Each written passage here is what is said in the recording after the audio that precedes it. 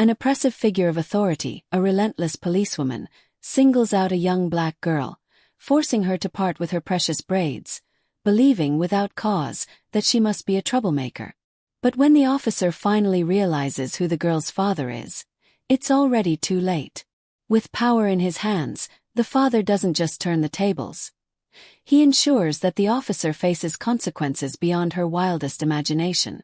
What happens when one ruthless act of bias threatens to append a secret mission, one that could save countless innocent lives? And after such a cruel and humiliating experience, will this girl ever be able to reclaim her dignity? Before we dive into this intense and gripping story, take a moment to comment below where you're watching from.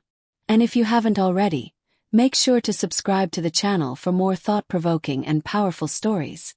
The hour was late, but the city remained alive, its streets shimmering under the pale golden glow of the streetlights. A light drizzle had begun, making the shadows of trees sway and dance across the damp pavement. The rhythmic sound of water droplets echoed through the night as Emily Carter hurried down the empty sidewalk, her heart light and full of joy. She had just completed her very first solo piano performance at the Grand Madison Concert Hall, a night she had dreamed about since childhood. Her pristine white dress swayed with each graceful step, catching reflections of the soft city lights. Clutched tightly in her hand was the concert's official program. Her proof of triumph, her evidence of hard work and talent. Emily took a deep breath, letting the cool, crisp air fill her lungs. The applause from the audience still rang in her ears, a symphony of validation, while the delicate notes of Chopin lingered in her mind as if her fingers were still gliding across the piano keys. Each step she took felt like she was still on stage, still immersed in the magic of the music. Her father, Nathan Carter, was the man who had always believed in her, the pillar of strength who never let her doubt herself. Before she had left for the concert that evening, he had carefully woven her hair into intricate, elegant braids, something he always did for her most important moments. "This hair is your crown, Emily," he had said, his voice full of warmth and pride. "Tonight, you'll be the brightest star in the sky." Her braids weren't just a hairstyle. They were a symbol of love, tradition, and the bond she shared with her father. When she had gazed into the mirror before leaving, she had smiled, feeling as radiant as a princess stepping into her destiny. But that dreamlike feeling was shattered in an instant. A patrol car rolled up behind her in near silence, its flashing red and blue lights slicing through the dim glow of Maple Street. The hum of its engine made Emily's heart skip a beat, unease creeping in before she even had the chance to understand why. Behind the wheel sat Lisa Harper, a veteran police officer with years patrolling these streets.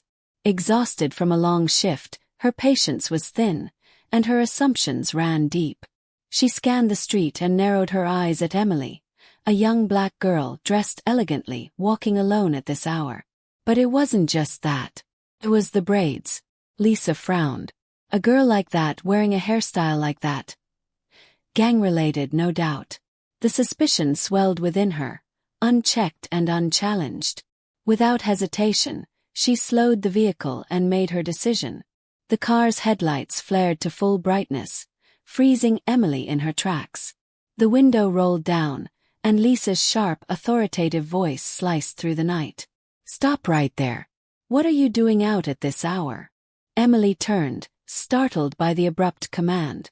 She clutched the concert program closer to her chest as if it could shield her from the sudden hostility in the officer's tone. "I just finished performing at Madison Concert Hall," she responded, her voice calm but cautious. "I live only a few blocks away." Lisa ignored her words completely. The car door opened and the officer stepped out, her heavy boots striking the wet pavement with an unyielding authority. The sound sent a shiver up Emily's spine. "Let me see your ID," Lisa demanded, her gaze scanning Emily from head to toe with cold scrutiny. Emily hesitated, stepping back slightly, discomfort creeping into her chest. "May I ask why, ma'am?" "I'm just walking home, I haven't done anything wrong." Lisa's eyes narrowed at the calm confidence in Emily's voice. That composure. Oh, how it irritated her. "Don't play games with me," Lisa snapped, her tone turning icy. That hairstyle. Don't tell me it's not gang-related. Do you think I don't know better? Emily's heart pounded. This wasn't happening. Not tonight. The braids her father had lovingly crafted, the ones she had admired in the mirror before stepping onto the biggest stage of her life, were now being twisted into a false symbol of crime. "My father did my hair this morning," she said, her voice steady, though a slight tremor betrayed her emotions. "It has nothing to do with gangs." Lisa didn't care. She took a step closer, then another. Without warning, she snatched Emily's bag from her grasp. "You're obstructing an investigation," Lisa barked. "If you don't cooperate, I'll have no choice but to take you to the station." Emily's breath caught in her throat. She fought back the rising lump, refusing to cry. Instead, she gripped the program tighter, the only thing she had left to hold on to. The rain began to fall harder. The night that had started with such beauty and triumph had turned into something cruel and suffocating. And in the distance, standing beneath the glow of a street lamp, was a man in a black suit, watching. His sharp eyes locked onto the scene before him. His hands gripped an umbrella tightly, and in his pocket, a phone recorded every second. The storm that was about to unfold wasn't just in the sky. It was in the consequences that neither Lisa Harper nor Emily Carter could yet see coming. Mike's voice was laced with hesitation, a trace of quiet compassion hidden beneath his words. "Are you sure about this, Lisa?"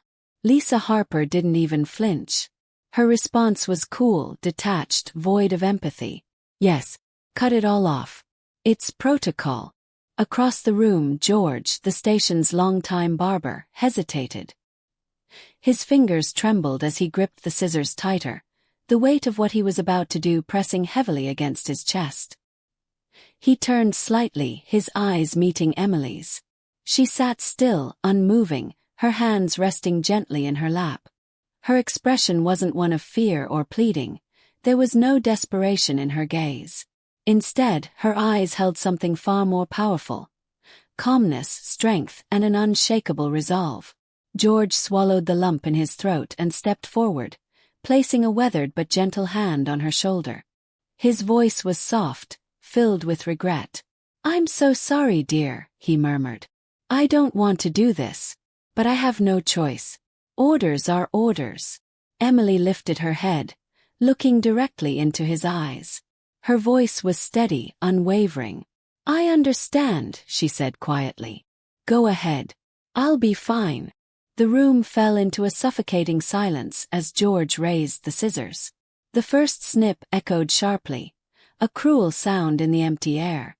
One by one, the intricate braids, her father's masterpiece, woven with patience and love, fell to the floor like discarded memories.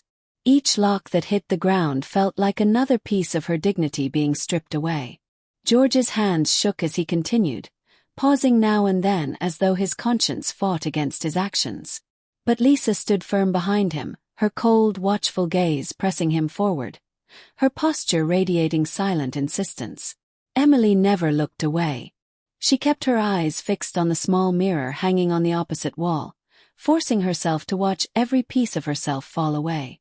Not a single tear escaped her eyes, not a single sob broke from her lips. Instead, she lifted her chin. She locked eyes with Lisa through the mirror. And in that moment, Lisa felt something unfamiliar slither up her spine, something that almost resembled unease. This wasn't the look of someone defeated. This was the look of someone who would never forget. The last braid hit the floor. A suffocating silence followed, thick and unrelenting.